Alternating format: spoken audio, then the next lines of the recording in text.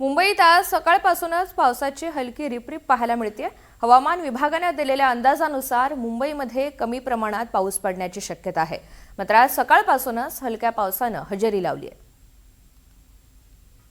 या सगळ्याचा आढावा घेतलेला आहे प्रतिनिधी जुई जाधव यांनी। पाहूयात। मुंबईमध्ये आज सकाळपासूनच पावसाची रिपरिप सुरू झाली आहे। खरं तर हवामान विभागाने अंदाज दिला होता की मुंबईमध्ये पुढील काही दिवस पाऊस अगदी कमी प्रमाणात पडणार आहे। त्याचं कारण म्हणजे अल निनोचं संकट।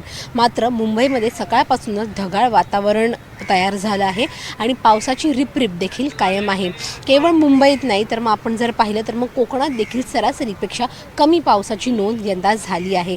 सध्या मी उभी आहे छत्रपती शिवाजी महाराज पार्कमध्ये आणि आपण इथे पाहतोय की काळे ढग सर्वत्र जे ते दाटून आले आहेत आणि आज दिवसभर हे जे वातावरण आहे ते असंच राहणार असल्याचा अंदाज देखील हवामान विभागाने दर्शवला आहे।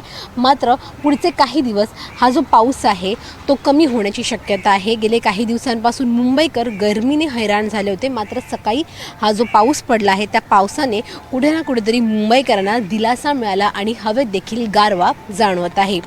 व्हिडिओ जर्नलिस्ट गौरव नाईकसह जुई जाधव, NDTV मराठी, मुंबई। प्रशांत महासागरात सक्रिय असलेल्या अल निनोच्या प्रभावामुळे महाराष्ट्रात पावसाने मोठा ब्रेक घेतलाय।